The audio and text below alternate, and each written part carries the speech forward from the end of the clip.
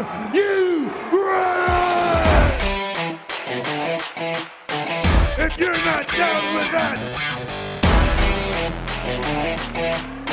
we got 2 words for ya. What's up? I'm awesome. Hello, ladies. Hey, ladies. Hell, really? Really? Oh yeah. Yowie wowie! Pipe bomb! Baby! It's true! Believe that. Podcasting has more than one royal family, and we certainly are not in any of them. But we are great. I think we're a great podcast because it's the Two Words Podcast, everybody. Woo. And welcome to the Two Words Podcast, where our 2 words are... Greatest WrestleMania? I think that's the 2 words, Greatest WrestleMania, because we just got done watching what I think might have been the greatest WrestleMania of all time. I mean, they did the thing where they kept hyping it up with those words before it ever happened. Yeah. For once, I think it manifested. Yeah, and I think that it's so funny, and we'll get more into it when we, after Hey Yo, but... Like, we even said, like, this might be the best WrestleMania of our generation. I think this might be the best WrestleMania of all time. Very possible. I think it's at least in the conversation. It's in the combo, so for sure. it really did live up to its name, XL. So but we're going to talk about that, and we're going to be talking about that almost all day. So so buckle up, buttercups. But first, Hey Yo! Cody Rhodes has trademarked the term Renaissance era, leading to speculation on what the new era might look like. I don't have any idea, though. Like, what could that possibly mean? What are we going back to? Are we all coming out with, like, you know, horses and cod pieces? Well, what I find interesting about that... I'm taken aback by the words of CM Punk. What I find interesting is that it's Cody Rhodes that actually filed it. It's not WWE that filed it. Yeah. Was he trying to get ahead of things and coin the term? And that's why Michael Cole's been all like, it's the Triple H era. Yeah.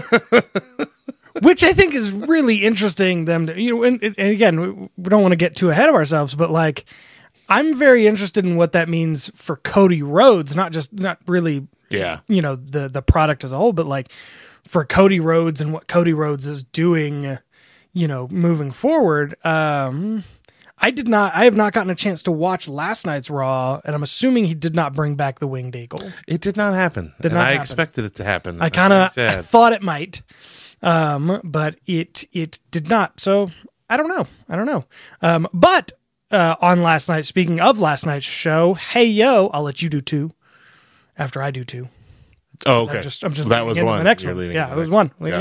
Speaking of it, last night confirmed that Sheamus is coming back. Yeah. Vignettes for Sheamus's return started showing on the April 8th edition of Monday Night Raw. Could this mean something big for the Celtic Warrior? Because you don't normally go through the process of doing vignettes for a guy who's just going to kind of show up, unless you're Wade Barrett or Kane or Chris Jericho or any of the last 9 or 10 guys they've done vignettes for. But still, no, he's still champion caliber. As long as he just doesn't come back and get put in a tag team with Drew again. Yeah, we just need him with the Foreigners.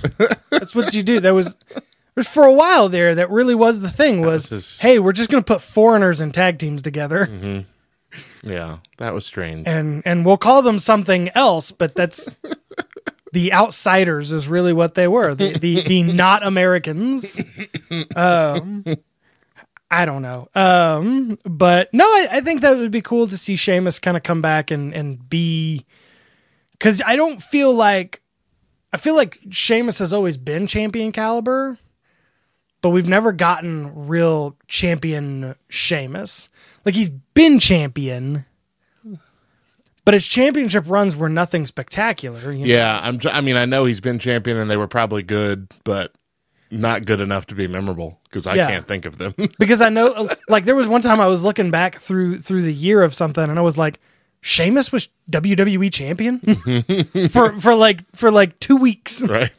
You know, he beat Daniel Bryan for the world heavyweight title in 17 seconds. That was kind of cool. But Nobody liked it. I'd like to see like a really long tenured championship run, which I say that after we just get done having a champion that was champion for almost 2,000 days. Nah, in my mind, a long tenured could be 6 months. That's enough of a time. I think for 3 me. months. I think even 3 months. You know, months would be get him the championship and have him walking into SummerSlam Next to the world big heavyweight yeah. champion or something like that. I think it's reasonable. I agree. All right. Hey, yo. WWE is on a world tour this year.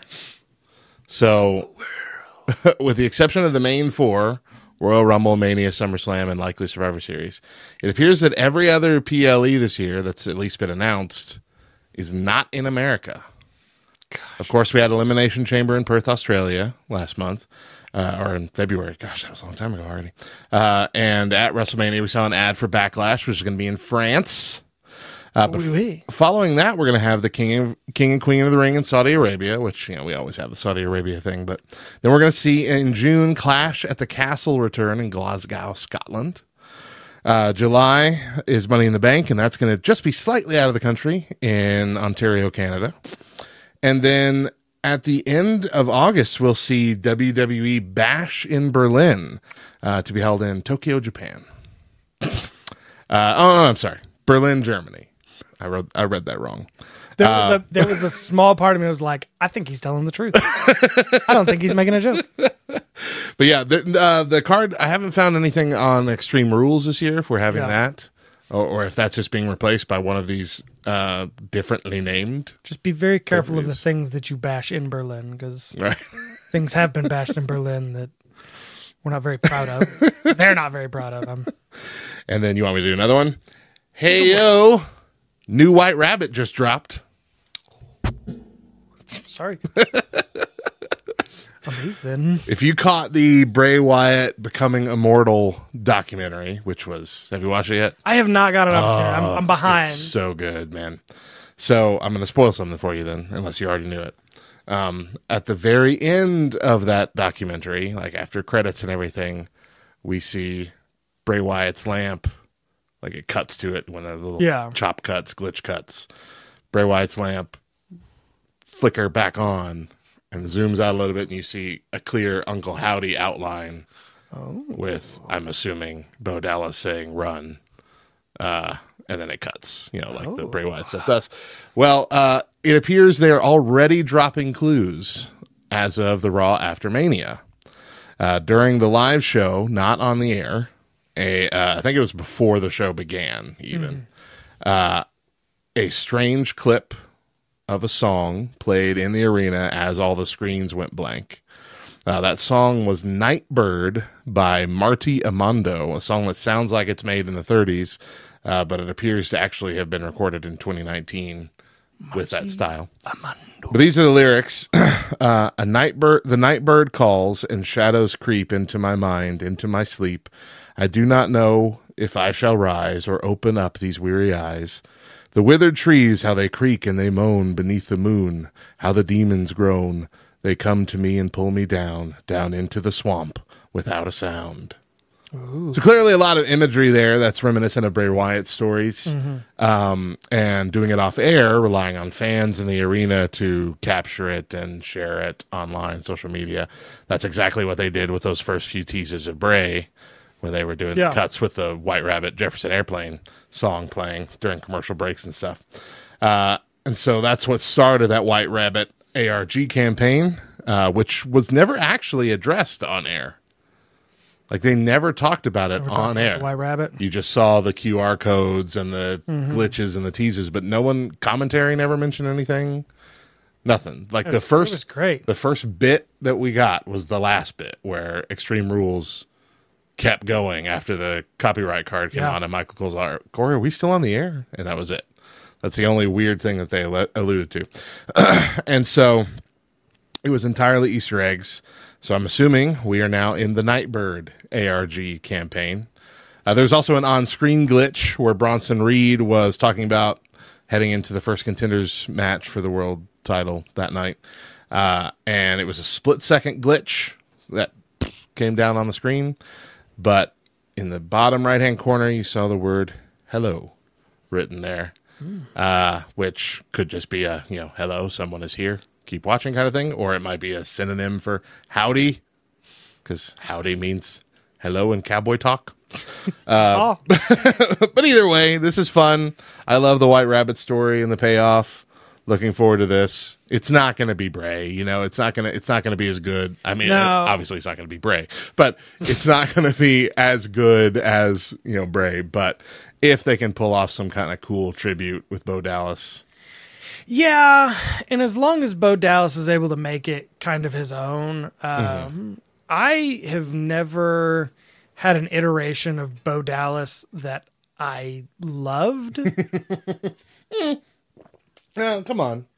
B Team was fun. B Team was great, but that was as a team. I've never seen a version of Bo Dallas that I immensely respected. Okay, there we go. And I think he's a great talent. That's fine. I remember seeing Bo Dallas. I don't know if I've told this story before, but he came out at like a live show that we went to in Lubbock. It was me and my buddy Mike and guy named Tony, and we had gone over to Lubbock for that. And I don't remember who he wrestled, but it was supposed to be like showcasing his talent. It's like, this guy is not fun. I don't like this guy at all.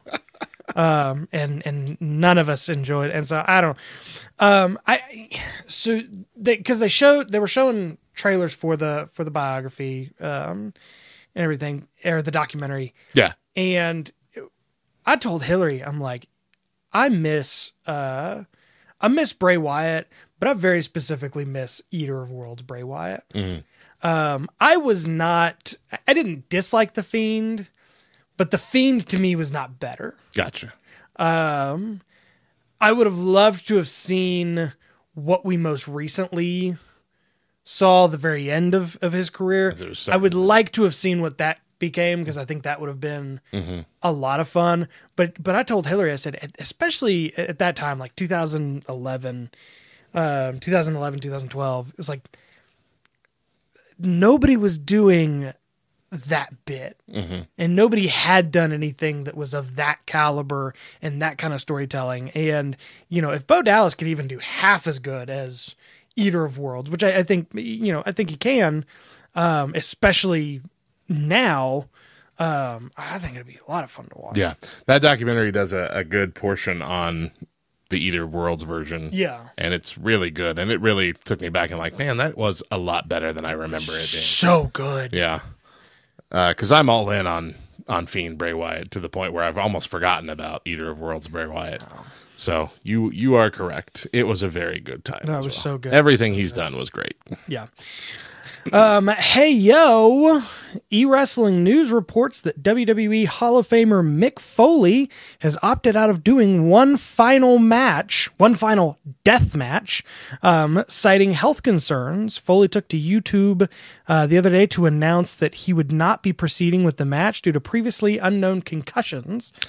He's canceled some appearances lately, because he's been real lightheaded and that sort of stuff.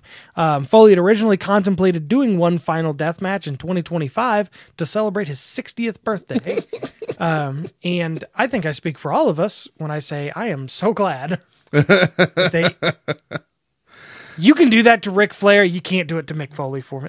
Don't do that to my boy. Don't do it to my boy. Don't do it to Mick Foley. What kind of a crazy person? How crazy is Mick Foley? Pretty crazy. To be like, I can't put my own shoes on. I should do one final death match at 60. I read that story this morning. I think what's concerning about it is he doesn't know how he got the concussion. Yeah, because he hasn't wrestled in. Right. He hasn't actually wrestled in. Right. So Yeah, please don't. Please don't. Please go see a movie for your birthday. Please stop. Do a normal thing that people do. Yeah. All right, last one for me.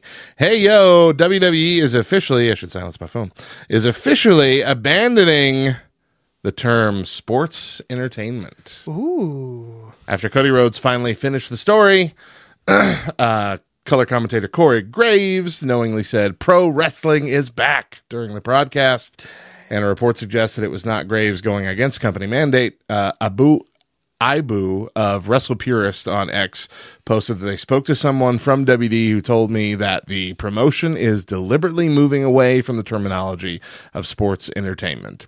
And if it's true, it seems that calls like Graves will become the norm in the future. No more sports entertainers.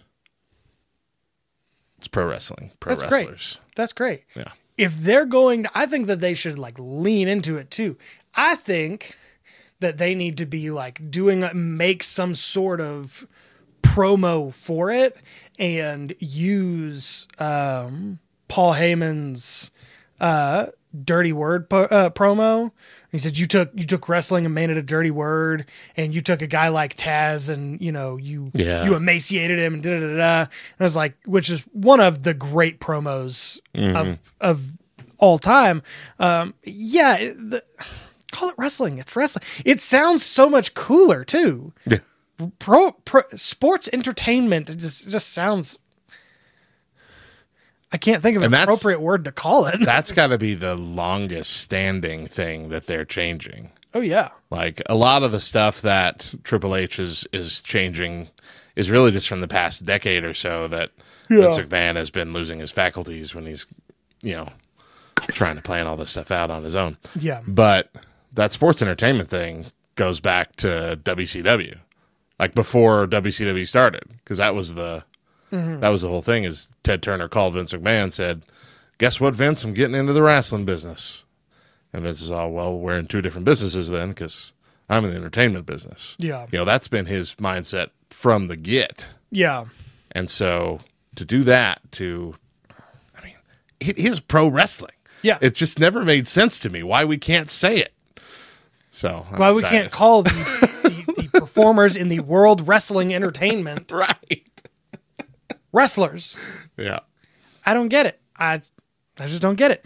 Well, hey, yo, AEW will air the CM Punk Jack Perry footage from All In on this Wednesday's Dynamite. We are obviously recording this before that Dynamite, so yes. You, our listeners, have already seen that footage. I'm excited. Tell us, future people. Tell us, future people, what it's about. This footage being of an altercation right before the main card of the show that led to the eventual release of CM Punk.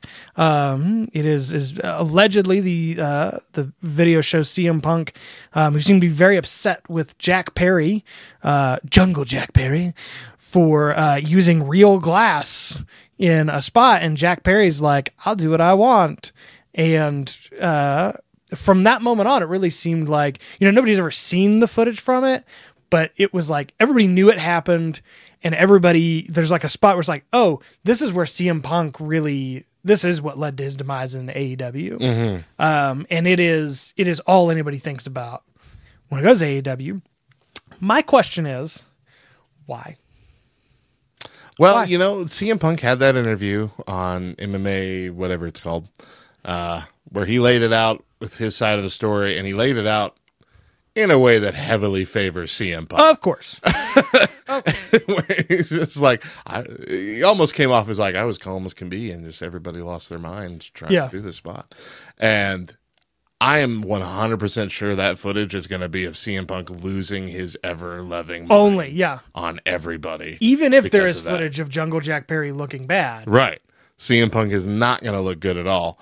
But I think everybody's already come to terms with that. Everybody who cares, of the fans anyway. Yeah. Because we all believed it. Because that's what they said. And Tony Khan said that that's what happened and came out and almost cried talking about how he feared for his life. Yeah. Like, we all believe CM Punk lost his mind and was rightfully fired. Yeah.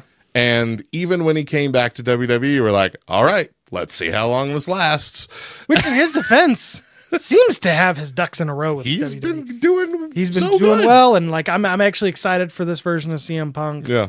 I do have a theory about it though. Yeah. Because like it might just be, hey, this is dumb. Why are we showing this? Just for sour grapes' sake.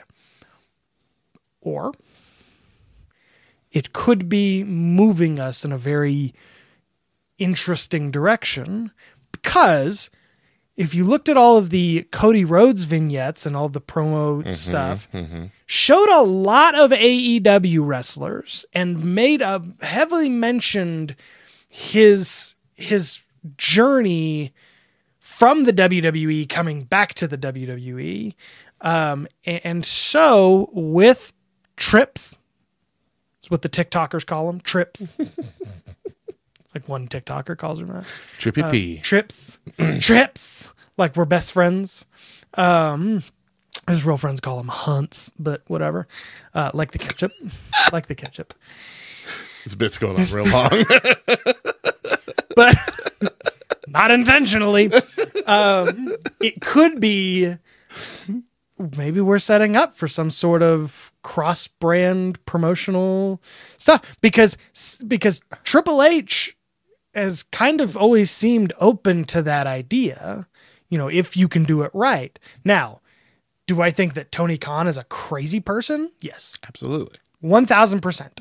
I don't of stable individuals, I think him not to be one, but to add to that then, I just read a comment from Nick Khan that was taken over the weekend, I think. They're not related, right? They're not related. Okay, I didn't think so.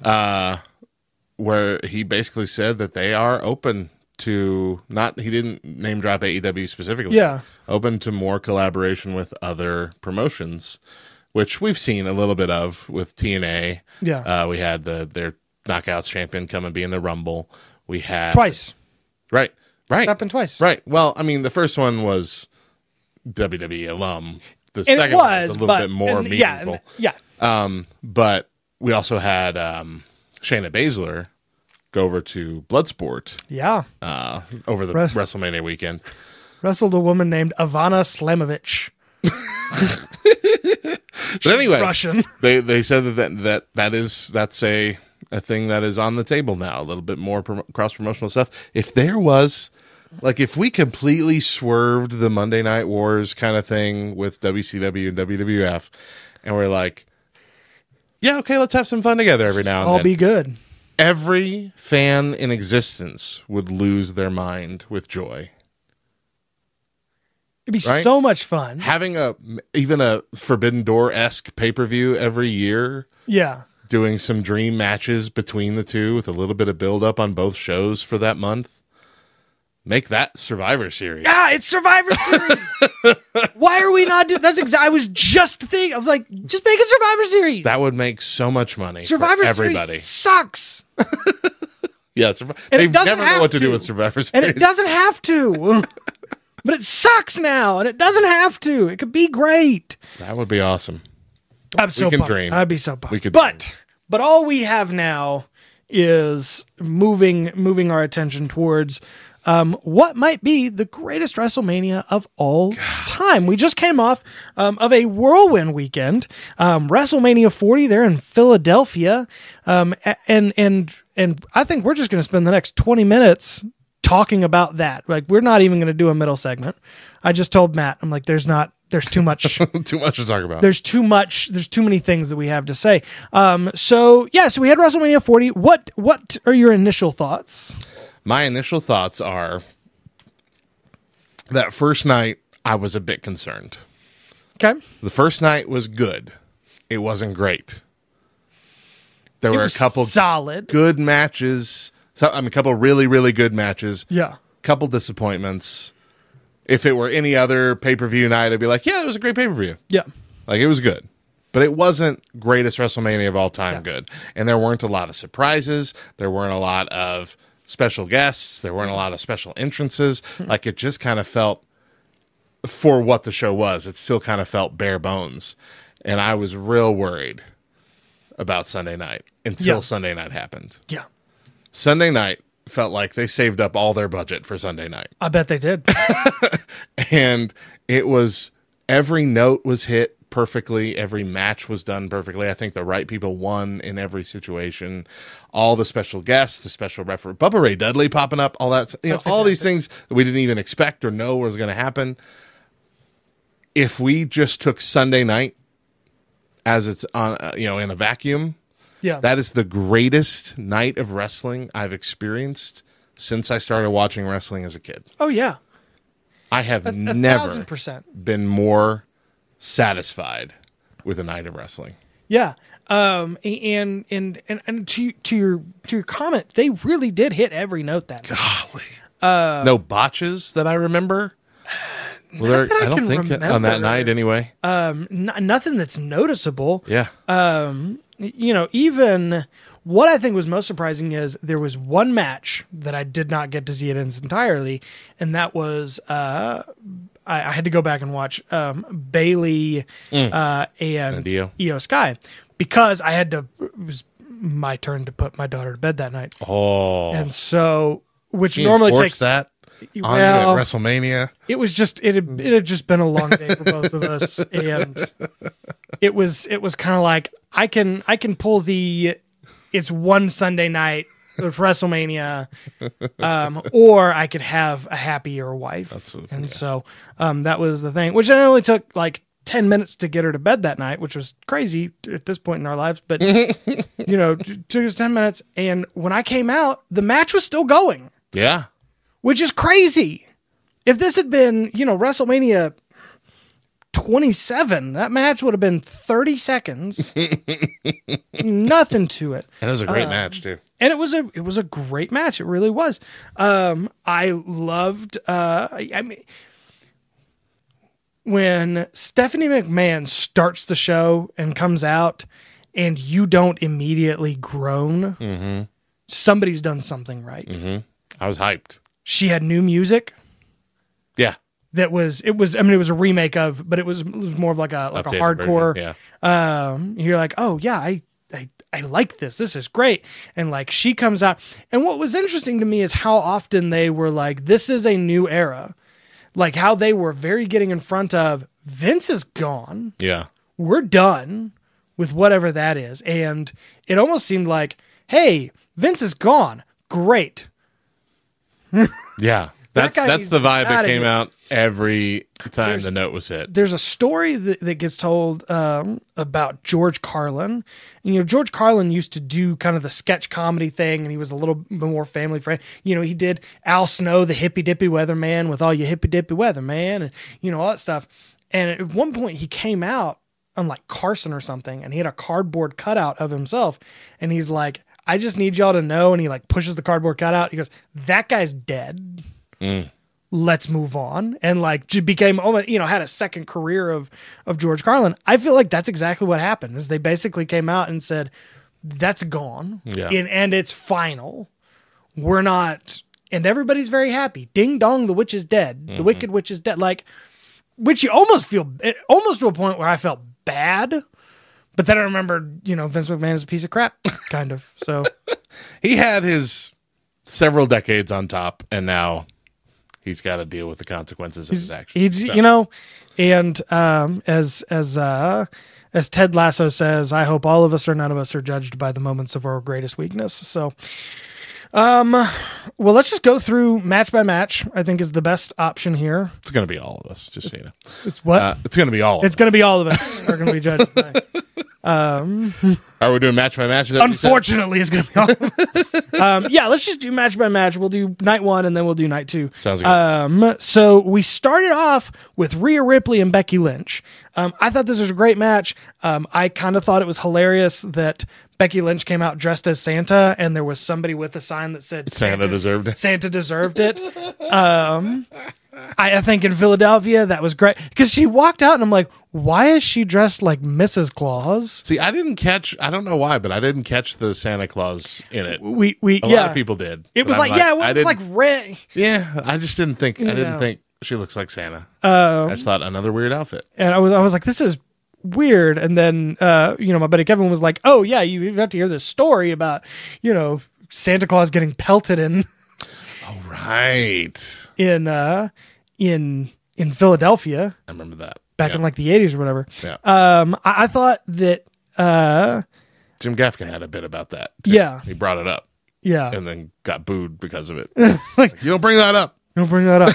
I thought it was a solid opener to the show. I really thought that Becky was coming away with this one though. This was the one match I was very surprised didn't go the way that it went. Nah, I was 100% it's going to be Ray. Ray is the hottest thing going right now in the women's division. Yeah. Everybody loves her. It's impossible to make her the heel that she needs to be because she's loved so much by the fans. It's rare that you get that kind of fan support. Like, nobody boos her. Nobody boos her. Even when she's insulting the crowd and the city, there's all, Ray. I get it, but I don't get it as much as everybody else does, I guess. I love it. I'm all in. I don't dislike Ray, like, by any means. I not dislike Rhea Ripley, but I'm just kind of like, yeah, she's 9 feet tall. She could probably bench press me. I get it. Like, it's I thought the match was good. It was a good opener to night one. I think you could tell that Becky Lynch had been sick all week. Yeah.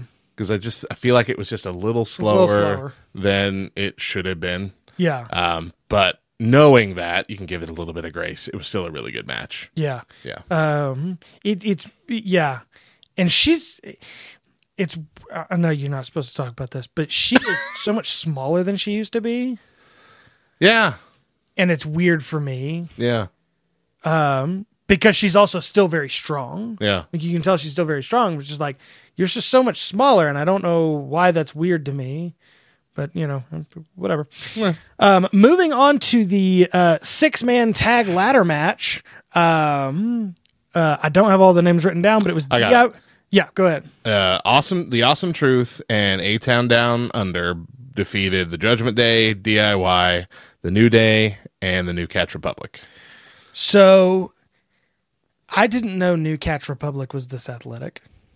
I knew that Pete Dunne was good, but they're doing all these like crazy moonsaults off the ladder and out of the ring, and like it was kind of cool to see that. I thought it was fantastic. I thought it hit all of the right moments. And it was fun. And honestly, this was one of the more veteran matches of the night. You have New Day in there, you have Awesome Truth in there. Even Judgment Day is still pretty relevant, or pretty older than, say, A-Town Down and other guys. I did not like Judgment Day's entrance outfits. Oh, right. Weird. It was strange. I'll say this. I just don't love Judgment Day. I like Judgment Day. I used to. I don't. I still like Judgment Day. Maybe I just don't like Dominic Mysterio. Their segment on Raw, which you have not seen yet. I did see that one. I did see one part of it. Okay. The whole segment is just absolutely fantastic. Segment through the match. That was my favorite part of the night. R-Truth coming out with the But I'm so glad they're still doing it. The crowd, he's not in the Judgment Day. Crowd shouting, "Yes, he is! Yes, he is!"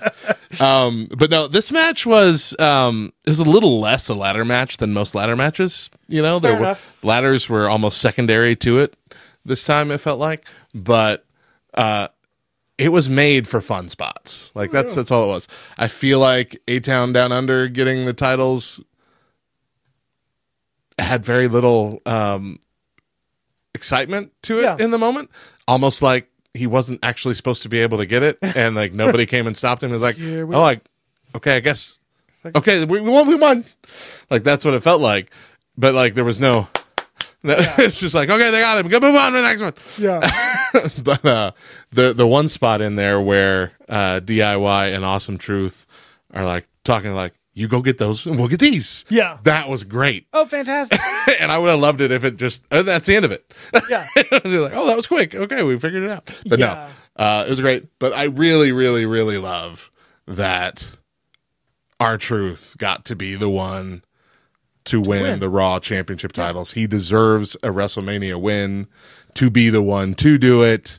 Like, that warmed my heart. That was my favorite moment of night one. I just wrote into my notes, protect R-Truth. Yes, at all costs. And like him going in and pinning somebody, like yeah, he tried to pin. He had the interview after the match, and Miz is like, "Why were you trying to go for the pin?" And R-Truth just goes, "One." Like I won the I won the match. I don't know what to tell you, good. man. It never Me, gets old. moving on to what I think, honestly, and this might be saying something, is my pick for worst match of Mania. And it was LWO versus Dominic Mysterio and Santos Escobar. And I say that I don't think there were any bad matches. So to say like the worst match, it's kind of like, yes, the truth is the best policy, but or honesty is the best policy, but by default, lying is the second best. I think that like it's okay to be the worst match. That somebody's got to have it, Right. And I think this was it. It was not the best match, not the worst match of all time. I don't love Dominic Mysterio. I don't think he is compelling by any stretch of the imagination. I think that might make him more compelling is the fact that he's not compelling. But, here we are. I don't know. What did you think of this match? The match itself was fine. This was the one thing that I was convinced on something was going to happen, and then it didn't happen. Yeah. Because leading up to this match in the shows prior, it's like, okay, we're going to have a match, Rey Mysterio says, and here's my partner, Dragon Lee. Yeah. And you see this look on Carlito's face, who's like, oh, okay. Like he thought it was going to be him. And then the next week, Dragon Lee has been beaten up in the back, and Carlito is the one to find him, saying, I don't know who did it, I don't know, but making him look real guilty, like he was the one who did it. And then you see it's Andrade that's going to replace him. And Carlito's like, oh, Andrade's replacing. It's just them three in the scene. Awesome. Yeah, okay, good. Yeah. Like, I was positive that Carlito was just like, he was going to do something. I'm done. Why aren't you picking me ever for anything? Like, I agree with Santos Escobar. Like, you're the problem, Ray. I expected that to happen. And instead, we got two football players in WrestleMania, Rey Mysterio swag. I mean, jumping in. First of all, how dare you? So we got not Taylor Swift's boyfriend and some other guy. That's what we got. I'm about to walk off my own dang podcast. It was Jason Kelsey and Lane Johnson. I don't know why nobody. It's one of those as somebody who also likes football. Mm-hmm. I'm like, it's Travis. Like they had the masks on, and I was like, oh, buddy Kevin was over watching. He was like, I don't know who that is, and I was like, well, it's probably Jason Kelsey and Lane Johnson. And he goes, I don't know who Lane Johnson is. I was like, he's the other guy from the Eagles. Like, why do we not? But here's the problem. Until you said something about it, I forgot. That's how boring this match was for me. Yeah. Like, I forgot that happened, and I love both of those guys. But yeah, it was a good match though. It served a purpose. It had plenty of great spots, and I did like the not trying to cheat kind of aspect of it toward the beginning. Like, but still, at the end, it had to happen. I hate Rey Mysterio's new mask. They're not terrible. I don't get it. They're not terrible. It's like, no, I'm gonna say something offensive if I keep talking about it. But it does. To me, it just every time I see it, it just looks like Shaquille O'Neal's steel costume. Oh, okay. And that's all I can see. Yeah, that mask. Yeah, you're right. You're right. That wasn't the offensive thing I was thinking. But moving on to Jimmy and Jey Uso. This would be my pick for worst. It wasn't a barn burner. It was barely a match. It was 90% storytelling, a very telegraphed, I'm sorry, you were right. Yeah. I'm going to turn on you. All the crowd's like, no. We all know this. Yeah. This has already happened. Roman did it to you guys 2 years ago. We all got it. it felt like it was a nothing burger. It felt like it didn't need to happen. It felt like there was so much build up to it for nothing. It could have been more. Yeah. Now, I feel like what they accomplished in the main event of the next night was more than anything that happened in that match. But if any match should have been a no DQ, it should have been this one. yeah, Feels like it should have been this one. could have gone a lot bigger. Like a falls count anywhere or something. Something like that, yeah. That could have made this. But I think you're right. Like the build up and you're like, oh, it's brother on brother. This should be good. Right, and they kept hyping that too. And it wasn't. It wasn't anything. Most people, this is their pick for worst match. Yeah. Of the two nights. Like they were hyping that this was only the third time in history that actual brothers have gone face to face. I think so. And it was immediately the worst of the three. How unfortunate. And then we still have a lot of matches for this. Yeah, we're gonna go. Yeah, Gosh, there's three more. Moving through this. The 6-1 tag match. Bianca Belair, Jade Cargill, and Naomi against Damage Control. I saw this match going differently. As did I. I really thought there was going to be more heel turns or some. I expected Jade to turn heel. Some kerfuffling of some sort. Some canoodling, if you will. You saw Jade Cargill was gonna. You thought she was gonna. I thought, gonna turn. I thought Bayley was gonna come in and mess it up for the. Mess it up, yeah. But we both assumed something that bigger was going to happen, and it was just it was an okay match. Yeah, still a good match. Still a great match. It was a good I think short it showcase. Really showed off the strength of Jade Cargill, and maybe not enough. Could have been longer. I mean, yeah, but it was all right. I don't know. I don't. I think they need to work on Jade Cargill's ring attire because I don't love it. Yeah. There's something, if her and Rhea Ripley got into a tag match, it'd just be called I'm Uncomfortable. I'm not comfortable with this, but I mean, no, I thought it was a good match. I thought it was a good way to get Jade Cargill in front of people, getting all six of those women. I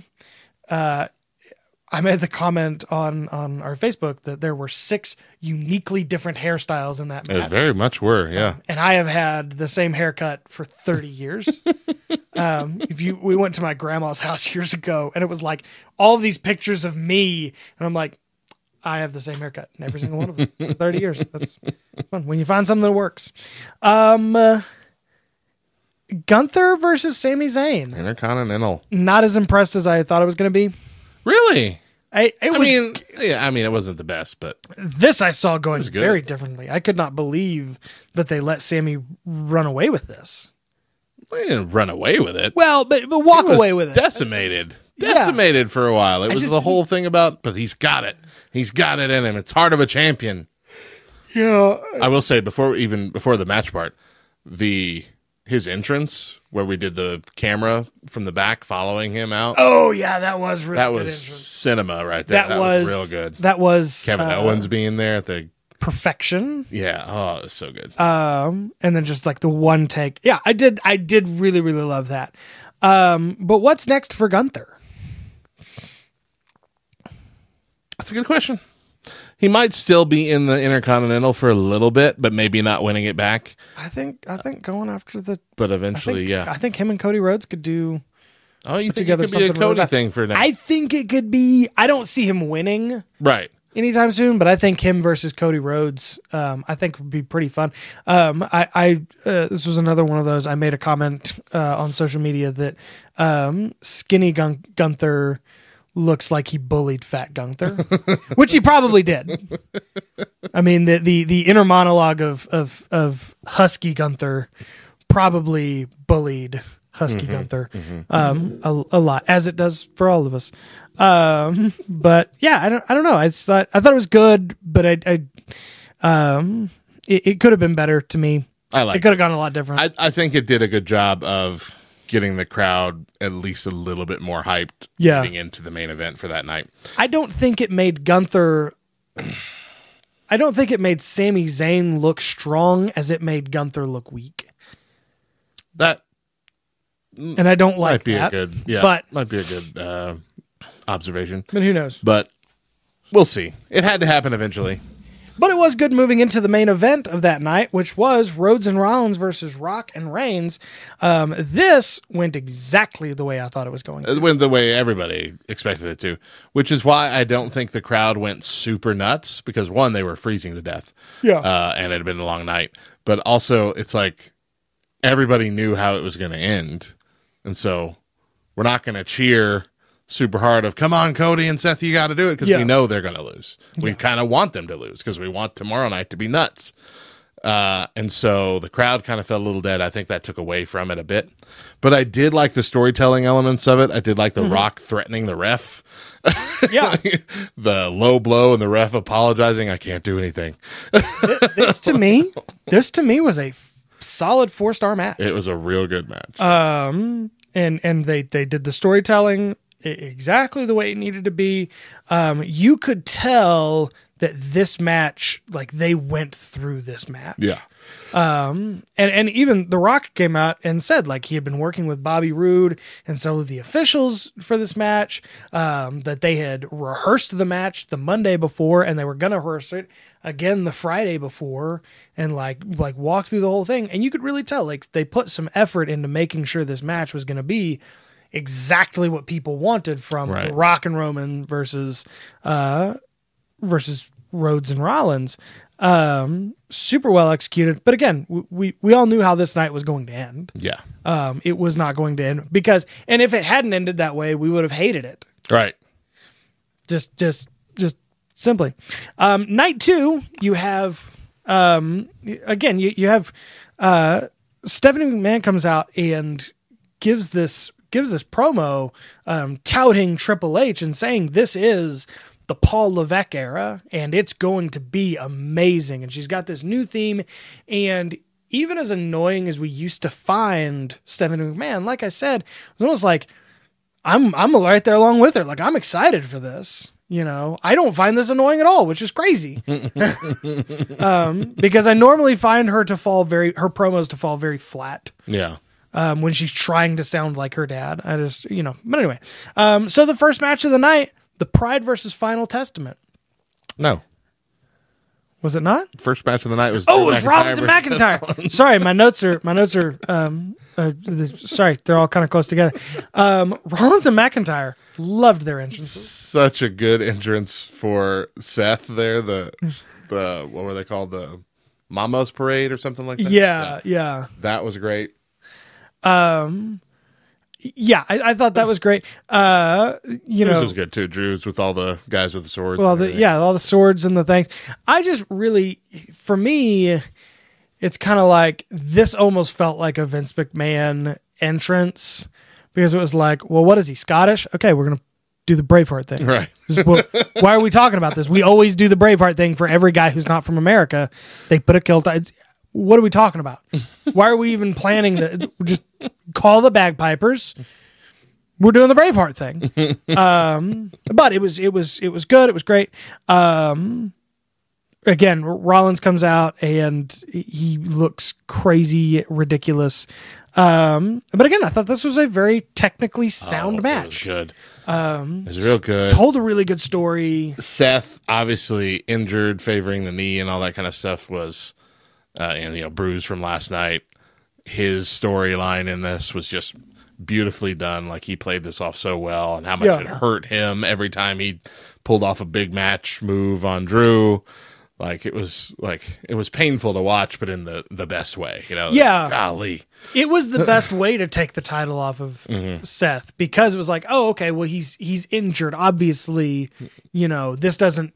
He's injured and already wrestled in WrestleMania. The problem that you had that we talked about with Gunther and Sammy, it's like, oh, this just made Gunther look weak. This didn't have to make Seth look weak, right?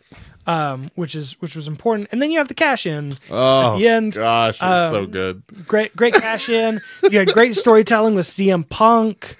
Because he's sitting up there, he wins it, and then he just goes and he's in CM Punk's face with it. CM Punk loses it and beats him up. I sent you, I don't know if you saw the TikTok I sent you, but I sent you a TikTok of this lady replaying it, watching it, yelling at Drew McIntyre saying, all you had to do was leave. All you had to do was take the belt and leave. Get out of there. I told you, you're so stupid, Drew. Well, it was like CM Punk starts taking off the arm brace. Yeah. And I told Hillary, I'm like, I'm beginning to think that he was never injured in the first At all? No, I don't think so. He would have won. Wait a minute. You mean that brace wasn't needed? Are you kidding me? That's funny. But no, it was really great. Okay, now moving on to the Pride and Final Testament. So I think I said it. I made a meme about it. I think Final Testament is so much better than Judgment Day, and it's not even close in my opinion. I do like Final Testament. I need more of them though before I can make that. I love Karrion Kross. I love AOP. It was great. Bubba Ray Dudley was a great addition, but let's just lay it all out there. The best part of this match was Snoop Dogg on commentary. 100%. There was nothing better about it. I groaned when he was getting on commentary, and then I was pleasantly surprised to be proven wrong at how freaking funny he was that entire match. When B-Fab threw Scarlett into the ring post, and he goes, "Oh, baby girl, we gotta watch out. That's metal. Don't you know that?" I lost my mind. And he just kept like reacting to big spots, like, "Oh, no, yeah, no." What is the same? There was so it was exactly what made. There's a clip that came out years ago of him commentating on like animal documentaries and like wildlife documentaries, and it's the same thing. It's like this cheetah chasing, something. It's like get out of there! Come on, run, N-word, run! Like it was awesome. There was a moment when the Pride tried to put Karrion Kross on a table and the table buckled. That's right. So they had to get a new table. Yeah. But Bubba Ray, helping out the Pride and doing the 3D thing. That reminds me, we didn't even talk about how crap the ladders were in the ladder match that first night. Oh, they were flimsy. Like Damien was climbing up and one of the refs was trying to grab his leg, say, "Don't climb up that one. It's busted on the other side." Not good. Then it nearly collapsed when the other guy ran up there. I don't remember who it was now. But they were terrible. Tables though, for the tables edition for this match was it was wonderful. The spot with Bubba Ray toward the end, when Bubba Ray was like cornered, and he pulled out his glasses and put them on, and he starts doing the whole Bubba. It's like, it's exactly great. what we needed. Again, this was when we start talking about Cody Rhodes trademarking Renaissance era. This is what I feel like, right? And I know that he said like it's different than the Attitude Era, but like I love all of that so much. I thought it was a great match, and I thought it showcased all of them. Yeah, I was surprised at how much I enjoyed it. I felt like this was going to be like the low part of the night. I honestly couldn't tell you what the low part of the night was for night 2. I don't know. I don't either. It was all real good. It was all very, very, very good. So moving on next, the LA Knight versus AJ Styles. Before we even get into this match, I have never wanted to write strongly worded emails to people, but Corey Graves deserves one. And I love you, Corey. Let's look into the camera. Corey Graves, I have always enjoyed your commentary. I enjoy watching footage of you wrestling. I hope that someday, you can get past your medical clearance and wrestle again. But you ruined a commentary moment, and I'm going to let you in on that. They're moving into the match, and Michael Cole says, LA Knight won a Slammy for catchphrase of the year. And Pat McAfee goes, LA Knight won catchphrase of the year? Setting Michael Cole up to say, yeah. And Corey Graves just starts talking. about nothing. Just interrupts him. No, I'm going to talk over you, Pat. No fun moments for you. No fun moments. No, you set up the joke so perfectly. Oh! By the Great way, technical. I've got my daughter saying yeah now. Yeah, it's the best. We've been doing it all. Oh, it's the best. It was a great technical match. Mm-hmm. I thought it was a fantastic match. I think LA Knight came out looking real strong. Perfect. Yeah. I think I want him to have some sort of title on him soon. Very, very much so. Mid-card's fine, but he needs to be a champion somehow. He would be such a good Intercontinental Champion. Yeah. He might bring Sounds legitimacy to the U.S. title. Well, I'd say that. But like he would be a great mid-card title. Yeah. I was very afraid they were going to make him lose this match, though. Me too. I was so very worried about that. But they didn't. AJ Styles has a new theme. Yeah, fine, I guess. It's weird to do that now. No. I would have. He's almost done. Yeah. Why do that now? And he's not. It's from his words. He's not renewing his contract. Right. Yeah. Like he's retiring, like going off. So I don't know. That was good, but no, I loved all the spots. I thought again, like I said, LA Knight comes away looking great. And I'm very, very happy with that. Moving on to the U.S. title match. I was not excited for this match. I wasn't. But they proved me wrong. I loved it so much. And I knew you said Kevin Owens was going to win. That was your prediction. Yeah. I knew Logan Paul was going to win. I knew they were going to pull off something else for him. And I loved that they did. I hate Logan Paul so much. Oh, me too. But I love him as United States champion. Me too. Here's the thing. If you told 2009 John, like, hey, you're eventually going to like Logan Paul, I'd be like, you're lying. Because I don't like him now. I don't see the appeal of early YouTube. Like, and one of the things that I told Hillary, I was like, man, if you told all of us who were alive during the early days of YouTube that like this was what Logan Paul, like none of us are surprised. None of us didn't want to see this happen to Logan Paul. Like all the kids now who are like, oh, let's see Logan Paul get beat up. Like we've been wanting to see this since 2006, y'all. True. Like this is since he did the Japanese forest. Like we've been wanting to beat him up for a long time. And I thought that's what was going to happen. It looked like what was going to happen. And I don't dislike Logan Paul in the ring. I actually like him so much more than I thought I would. Right.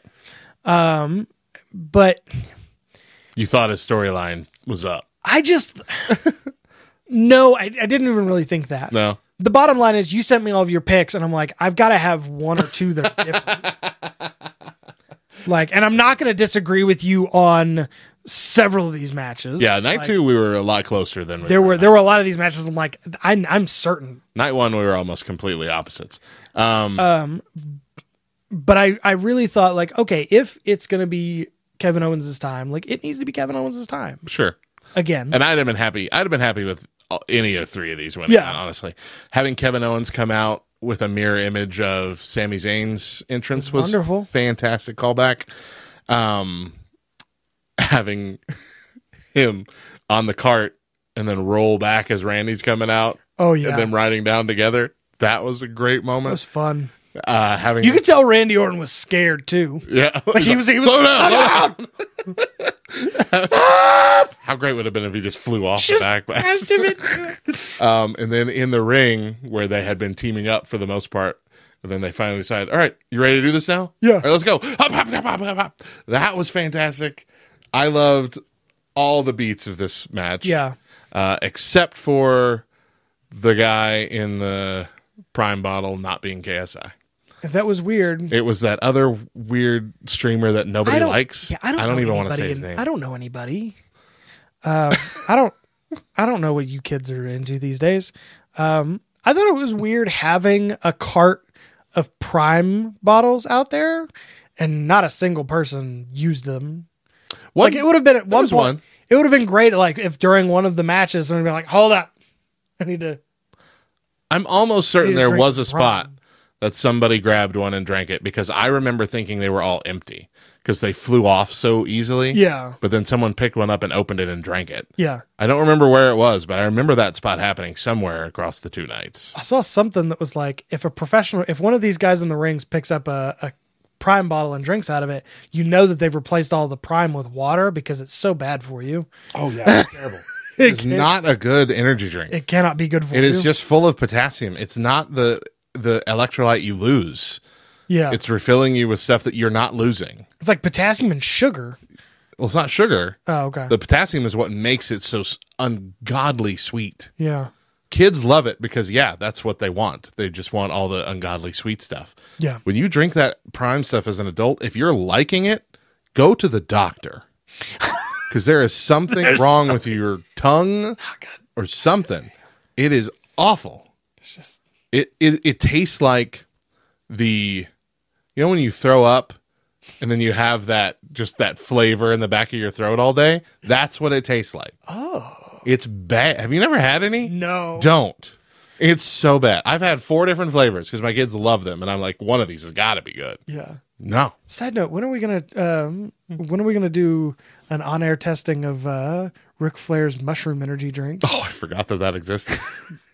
Oh man, it's like $40 for 4 of them. Yeah, They're like $10 a can. It's not. Anyway, really good match. I liked it. Yeah, I thought it was. I thought it was a really good match. Coming to Bayley defeating Io Sky for the Women's World Championship. Again, I missed a huge chunk of this, but Bayley's entrance was good. I mean, new song, new title. Yeah, this was, I don't want to go back to like I'm a hugger Bayley, because I think that's going back too far. Like, it was good for its time. Now we're past it. But face Bayley is so much better. And she seems happier. She's in better shape. She looked 10 years younger. Yeah. Just from the previous week's shows. Yeah. At this event. Yeah. Looked real good. I mean, and both of them, technically sound match. This was good. Io did fantastic. There were a lot of spots in this match that I'm like, they're going for it. And they gave him time. For it. They gave him a lot of time. The match went the way it was supposed to go. Bayley deserves to be a champion for a while again. She's overdue. Yeah. She looks like a competitor again and not like the ring mom of the rest of Damage Control, which is what she looked like for a long time. Yeah. That's trying to be cool. Even in the promo art for like the match for WrestleMania, she's like, man, she looks like a 40-year-old mom. That's what she looks like. In the last one, she was the mom of Damage Control. It was like she was the mom that was like, I was like, oh, I'm cool. I still listen to the Ramones. And like, ding dong, hello. Ding dong, hello. I'm the cool mom. You kids can stay here and drink while you're here. She's like the mom that would let you drink wine coolers at the sleepover because she's the cool mom. Which I never got to experience, but didn't want to. So, John didn't want to drink in high school. He just didn't. I was the dare to not do drugs worked on me. I don't think John's ever had alcohol before. I don't think anyone's ever offered him any. Not in high school, they didn't. There was this is nothing to do with this podcast, but there was one where this guy, when I was on Drumline, we used to go to this snow cone shack, and it's this little shack the size of this room that makes like $10,000 a day in the summer selling snow cones. Yeah. And this one guy was like, hey, try this snow cone. And I'm like, oh, that's really good. What is it? And he goes, it's Coca-Cola flavored. And then I poured Jack Daniels in it. And I'm like, that's what Jack Daniels tastes like? Spoiler alert, it's not. It's not. It was not. Anyway. But no, so all that to be said, I'm going to love whatever this is with Bayley. It's going to be awesome. Yeah. And then finally, match of the dang century. I knew this was going to be good. I knew this was going to be a good match. I did not know that it was going to be this good. And I don't know if Dave Meltzer's rated this one yet, but if he does not rate it as a 5-star match, then it will be assured that Dave Meltzer has no idea what he's talking about. This was an absolute pain. And it wasn't one of those where it was like, oh, all these spots are fantastic. It's just like, this was a good storytelling match, and the wrestling was good, and the spots that they did worked really, really well. Wasn't a lot of high flying or like, oh my gosh, but it was like, you know, Cody doing the crossroads and then picking him up and doing another one, and then him kicking out of it. It was like, what? Yeah. And then it looked like he was gonna have to, like, all these guys were gonna come out and he was gonna be doing it all by himself. And then, like, everyone just started showing up. It was Avengers Endgame, man. Like, it was on your left, dude. Every time somebody showed up to skew the advantage Roman's way, there was somebody else who came out that had a part of the story at some point or history with somebody and took it off the board. So of course we had the first huge section of the match. It was just Cody and Roman, which I was glad. I was glad we had a full match with them before anybody started interfering. And it was only when they kind of got to the point where Cody is not giving up. Yeah. Like, we're already past the point where Cody lost last time, kind of thing.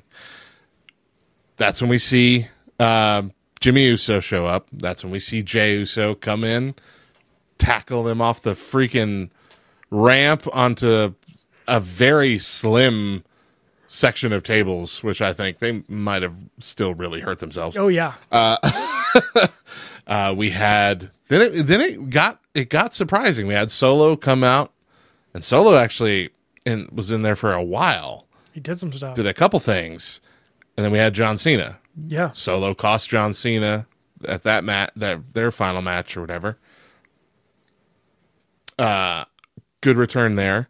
Didn't expect it to be this quick though after that, because then John Cena takes out Solo, Rock, and we get Once in a Lifetime 3 for half a second with Rock and John Cena facing off. And they did the WrestleMania 17 thing with Hogan and Rock, where they're like looking back and forth. Looking back and forth.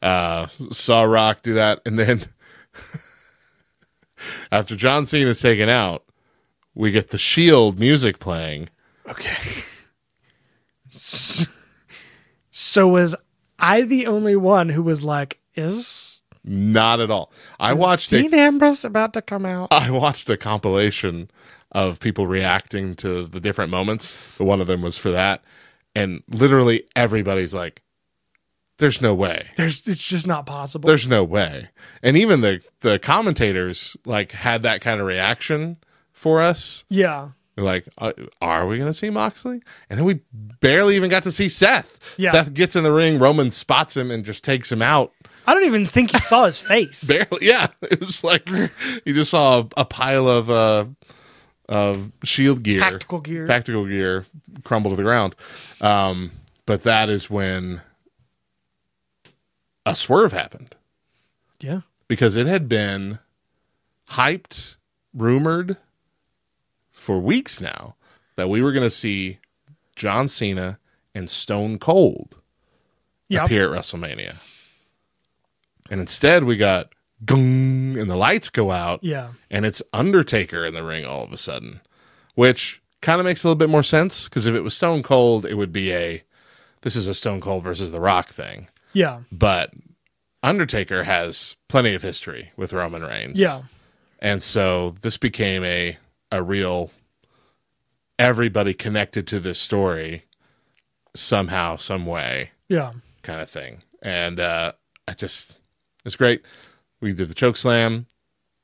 Lights went out again. Taker and Rock are gone. Everyone was gone. Everyone was gone. Where did they all go? And nobody, well, Rock and Seth both showed up again, so I think they were just off to the side on the ring or whatever, because they didn't crawl out from under the mat or nothing. Yeah. So, but the ring had cleared of just Cody and Roman left. Seth was still in the ring. Seth was still in the ring, because that's when Roman got up, got the chair like he was going to smash Cody, and then you see Seth writhing over in the corner. Yeah. Instead, he goes and attacks Seth. It was good to see him have this moment of, that's probably where he lost it. Like, everything that had just happened, but where he lost it was, for a split second, he let his ego take over, and he wanted to get his revenge on Seth first. Yeah. And then the ending was just so phenomenal. Yeah. Oh, it was so good. all the faces coming out at the end to celebrate with him was heartwarming. You could tell this was a definitive, Right. like, okay, we are starting something new. And it's not going back to as good as it used to be. It is moving forward into as good as it's gonna be. Right. And that I think is the most exciting thing. And we've said it for a long time. We've been saying it for a while. It's like, oh, I'm finally excited about wrestling again. I am finally excited about wrestling. I'm all in now. I am more excited than I've ever been. Yeah. That's a bigger statement. I'm gonna be, if this is as good as I think it's gonna be, if this keeps moving, AEW is out of business in 2 years. Or at least more attuned to TNA Impact. and stuff like that. They're as opposed to being illegitimate. It's a nothing burger. Yeah. I did really love when Solo came in and was doing all this stuff, and he kept going, finish it. And Roman kept going, I'm trying. I know, all right, I know, okay? I'm trying. You do this. Did you see the fan clip of Roman and Heyman as they're leaving? Yeah. Stopping up on the stage and they're just hugging each other. I'm like, good. That's a nice moment. Yeah, no, you could tell this was good for Roman. It's either a nice moment or it's like, they beat me, Paul. How could they do this to me? They're abandoning me. How could they do this to the tribal chief? I did. So, and finally, I think the last thing, night one, Pat McAfee said something about, Roman Reigns battling leukemia. Yeah. And one of the guys interviewing afterwards on that night was like, "Oh, Pat McAfee said on commentary that you're currently battling leukemia. Like, do you want to expound on that?" And Roman Reigns, you could tell, was trying his best not to be like, "Yeah, you get cancer for life, dude."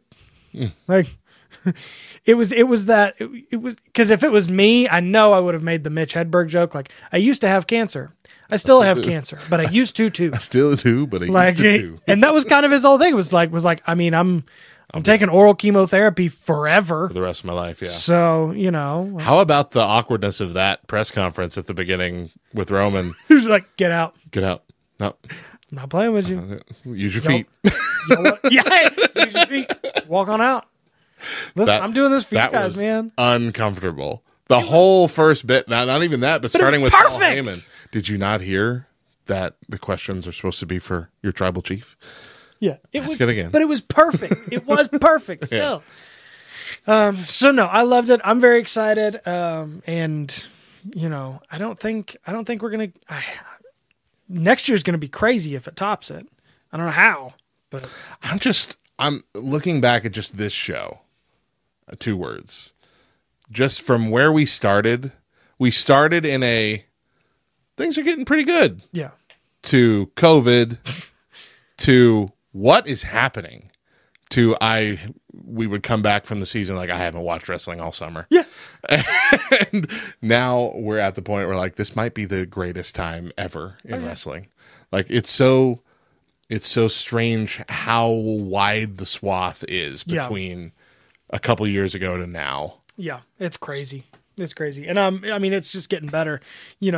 I don't know.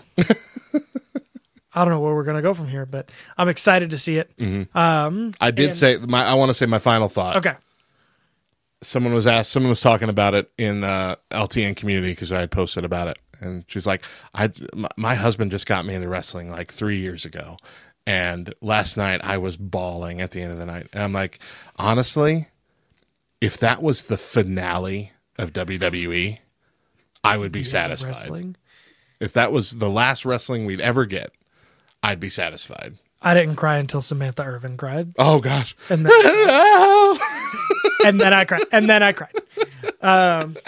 Fantastic. Well, if you want to keep up with what all's going on in this magical time of wrestling, what might be the most magical time for wrestling in a very, very long time, then head over to our socials at 2wordsLTN, where we kind of give our thoughts. If we do any extra videos, anything like that, maybe with this magical time, I'll take more time to to be a good content creator.